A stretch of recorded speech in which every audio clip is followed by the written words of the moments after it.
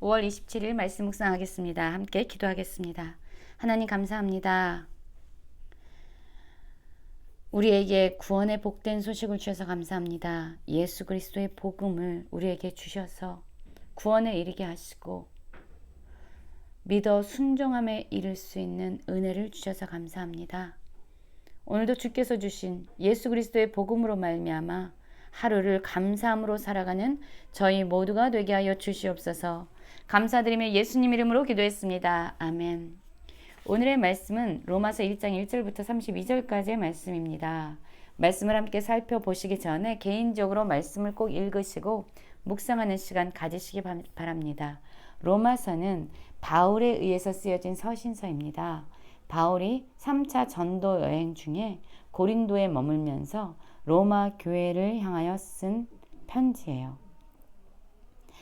1장 1절입니다. 예수 그리스도의 종 바울은 사도로 부르심을 받아 하나님의 복음을 위하여 택정함을 입었으니 이 복음은 하나님이 선지자들 통하여 그의 아들에 관하여 성경에 미리 약속하신 것이라. 그의 아들에 관하여 말하면 육신으로는 다윗의 혈통에서 나셨고 성결의 영으로는 죽은 자들 가운데서 부활하사 능력으로 하나님의 아들로 선포되었으니 곧 우리 주 예수 그리스도시니라 라는 말씀으로 시작하고 있어요. 그렇습니다. 사도 바울은요, 자신이 하나님의 사도로 부르심을 입었다라고 말하고 있어요. 하나님께서는 그럼 바울을 왜 부르셨을까요? 그렇죠. 하나님의 복음을 위하여 택정하였다라고 말씀하고 있어요. 바울은요, 하나님의 복음을 위해서 사도로 부르심을 받은 택정함을 입은 자입니다. 그러면 여기서 말씀하는 하나님의 복음은 무엇을 의미하는지 2절부터 보면은요, 그 복음에 대해서 잘 말씀하고 있습니다. 이 복음은 무엇입니까? 하나님께서 성경에 미리 약속하셨던 이 땅에 메시아로 보내주시겠다고 말씀하셨던 바로 예수 그리스도가 우리의 복음이 되신다라고 말씀하고 있죠. 이 복음은 곧 우리 주 예수 그리스도시니라 라고 말하고 있어요. 그래서 이 바울은요, 하나님의 은혜를 받고 또 사도로 직분을 받아서 이 복음을 전하면서 모든 이방인 중에 믿어 순종하게 한다. 무슨 의미입니까? 이 사도 바울은요, 하나님께 직분을 받았고요. 그리고 그 복음을 모든 이방인 중에 선포하는 거죠. 그러면 그 복음을 들은 자들이 믿게 되고 순종함으로 나아가게 된다. 구원에 이르게 된다라는 의미입니다. 이것은 단지 사도 바울에게만 맡겨진 직분이 아니라요, 예수 그리스도의 복음을 믿고 하나님의 자녀가 되고 하나님의 백성이 된 우리도 동일하게 그 복음의 전파자로서 우리는 부름을 입은 것입니다. 8절부터 보면은요, 이 사도 바울이 얼마나 로마 교회에 가고 싶어 하는지, 그 로마 교회에 가서 예수 그리스도의 복음을 다시 선포하고 그들의 믿음이 견고케 되고 굳건해지도록 그가 얼마나 그 로마 교회에 가서 그들을 만나길 원하는지 그의 원함을 그리고 있습니다. 8절입니다. 먼저 내가 예수 그리스도로 말미암아 너희 모든 사람에 관하여 내 하나님께 감사함은 너희 믿음이 온 세상에 전파됨이로다. 내가 그의 아들의 복음 안에서 내 심령으로 섬기는 하나님이 나의 증인이 되시거니와 항상 내 기도에 쉬지 않고 너희를 말하며 어떻게 하든지 이제 하나님의 뜻 안에서 너희에게로 나아갈 좋은 길 얻기를 구하노라 라고 말하고 있어요. 바울은요, 이 로마 교회 성도들을 향해서 감사해 하고 있고요. 그리고 항상 기도하고 있다라고 말하고 있어요. 또 무엇을 그가 간구하고 있냐면 바로 로마 교회에 가서 그들을 만날 수 있는 그 길들이 열리기를, 하나님의 뜻 안에서 그 일들이 열리기를 그는 간구하고 있다라고 말하고 있지요. 왜일까요? 신령한 은사를 너희에게 나누어 주어 여기서 말하고 있는데 이 신령한 은사는 바로 복음을 의미합니다. 그에게 다시금 복음을 선포해서 그들이 믿음 안에서 견고해지도록 하는 것, 그것을 위해서 그는 로마 교회를 가기 원했어요.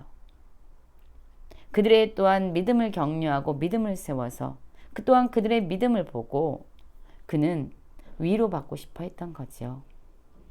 너희와 나의 믿음으로 말미암아 피차 안위함을 얻으려 한다라고 말해요.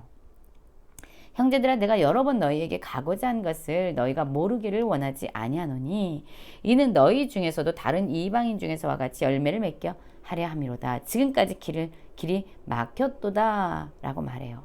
얼마나 많이 가고 싶어 했는데 여러 번 길이 막혀서 로마 교회 성도들을 마주하지 못했지만 나는 여전히 그 길들이 열리기를 하나님께 구하고 있다. 하나님의 때에 하나님의 뜻 안에서 그 일들이 열리기를 원한다. 왜냐하면 나는 복음의 빚진 자이기 때문에 할 수 있는 대로 로마에 있는 너희에게 복음을 전하기를 간절히 원하기 때문이다 라고 말하고 있죠. 오늘 1절부터 말씀을 보면은요, 복음에 대해서 계속적으로 반복하고 있습니다. 내가 복음을 부끄러워하지 않는다. 이 복음은 모든 믿는 자에게 구원을 주신 하나님의 능력이다. 이 복음에는 하나님의 의가 나타나서 믿음으로 믿음에 이르게 한다라고 말하고 있습니다.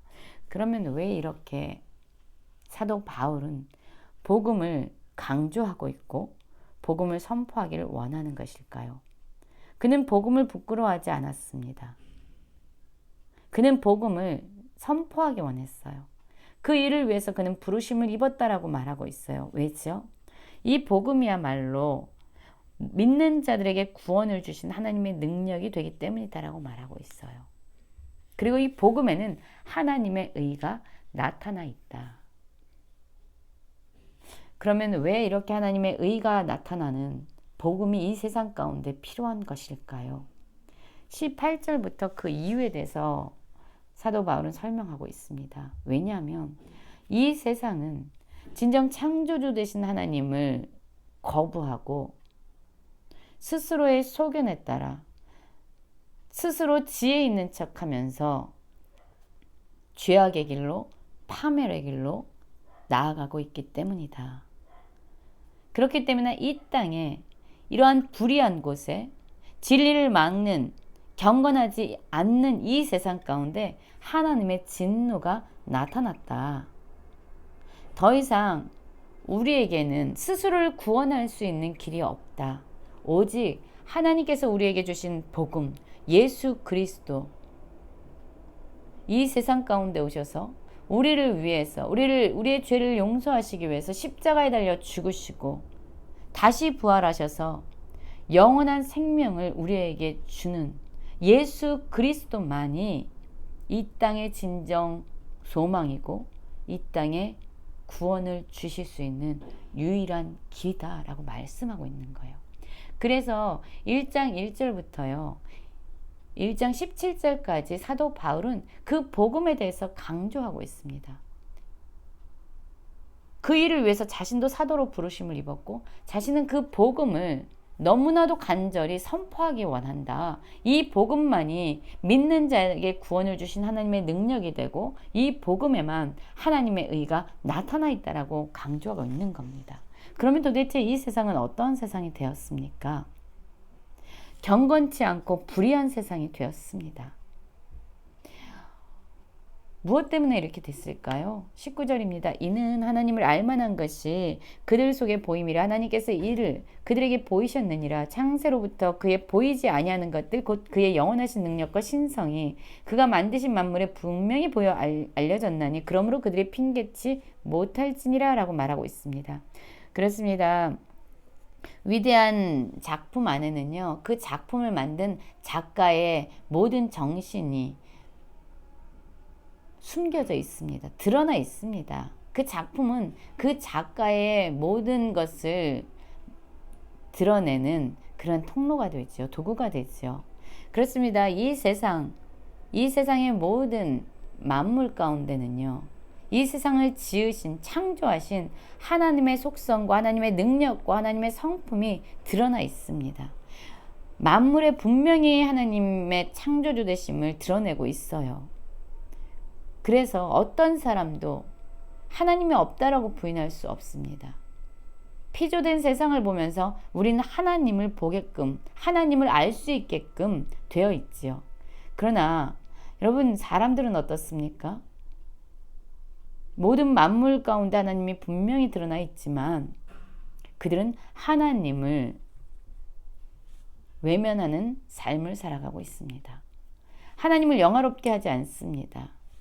그리고 그 하나님께, 창조주 되신 하나님께 감사하지도 않습니다. 오히려 그들의 생각은 허망하여지고 미련한 마음으로 어두워지게 됐지요. 그들은 하나님을 마음에 두기를 싫어했어요. 하나님을 버린 결과 그들은 어두움과 미련함과 허망한 가운데서 살아가게 된 것입니다. 그럼에도 불구하고 스스로 지혜 있다라고 여기는 거지요. 그러나 그들은 실상 어리석은 삶을 살아가게 됐습니다. 썩어지지 아니한 영원한 하나님의 영광을 버리고 오히려 썩어질 사람과 새와 짐승, 하나님께서 피조하신 이 피조물들을 숭배하고 그들을 섬기면서 우상 숭배의 길로 빠져버린 것이 바로 우리들이지요. 그 결과가 무엇이냐면요, 24절부터 반복적으로 나오는데요, 하나님께서 그들을 마음의 정욕대로 더러움에 내버려 두셨다라고 말합니다. 왜냐하면 하나님을 그들이 버렸기 때문이죠. 그래서 스스로 상실한 마음 가운데 정욕대로 살아갈 수 없는 그런 존재로 되어버린 것입니다. 이는 그들이 하나님의 진리를 거짓의 것으로 바꾸어 피조물을 조물주보다 더 경배하고 섬김이라. 주는 곧 영원히 찬송할 이시로다. 영원히 찬양 받으셔야 될 하나님을 그들은 버렸고 더 이상 하나님을 섬기지 아니하고 피조물 섬기는 어리석은 선택을 하게 된 것입니다. 그래서 하나님은 또한 그들을 부끄러운 욕심에 내버려 두셨다라고 말하고 있어요. 그 결과 그들은 여자들도 순리대로 쓸 것을 바꿔 영리로 쓰며 그와 같이 남자들도 순리대로 여자 쓰기를 버리고 서로 향하여 음욕이 부릴 듯하며 남자가 남자와 더불어 부끄러운 일을 행하여 그들의 그릇 때문에 상당한 보응을 그들 자신이 받았느니라. 하나님은 이 세상을 남자와 여자로 만드셨고 그 둘이 한 몸이 되게 하셨습니다. 그것이 하나님께서 이 세상을 창조하실 때에 하나님께서 말씀하신 그런 원칙입니다. 그러나 사람들은 어떻습니까? 하나님의 말씀을 버리고 그들은 자신의 욕망을 따라 살기 시작한 거죠. 여자와 여자가, 남자가 남자가 그렇게 부끄러운 일을 행하면서 그 결과, 그 파멸을 스스로 자신들이 받도록 스스로 파멸의 길을 걷게 된 것이죠. 왜요? 그들이 마음에 하나님을 두기 싫어했기 때문입니다. 그 결과 그들은 상실한 마음대로 내버려 두셨다. 여러분, 지금 하나님께서는 그들을 정욕대로 더러움에 내버려 두셨고 그리고 부끄러운 욕심 가운데 내버려 두셨고 상실한 마음대로 내버려 두셨습니다. 왜지요? 먼저 우리가 하나님을 마음에 두기를 싫어했기 때문이에요. 하나님을 인정하지 않았기 때문입니다. 하나님을 인정하지 않고 창조주 되신 하나님을 우리가 거부할 때 일어나는 일은 무엇입니까? 많은 일들이 일어나고 있습니다. 곧 모든 불의, 추악, 탐욕, 악의, 시기, 살인, 분쟁, 사기, 악독, 수은수근함, 비방, 능욕, 교만, 자랑, 악을 도모함, 부모를 거역함, 우매함, 배약함, 무정함, 무자비함. 여러분, 이 모든 일들, 이러한 모든 죄악, 하나님이 사형에 해당된다라고 하는 이런 모든 죄악들이 온 세상에 넘쳐나게 된 거죠. 그것이 바로 우리가 하나님을 마음에 두기를 싫어한 결과입니다. 그렇기 때문에 이 세상은 하나님의 복음이 필요한 거죠. 죄로 말미암아 파멸의 길을 걷고 스스로 구원할 수 없는 이 세상 가운데 예수 그리스도, 우리를 위해서 십자가에서 죽으시고 다시 살아나셔서 부활의 생명을 주시는 진정한 복음이 되신 예수 그리스도의 복음이 선포되어야 되었던 것이죠. 여러분, 우리도 복음을 증거하기 위해서, 복음을 선포하기 위해서 하나님께 부르심을 입은 자들입니다. 이 세상 가운데 믿는 자들에게 구원을 주신 하나님의 능력, 이 복음을 선포하는 모든 성도님들 되시길 간절히 기도합니다.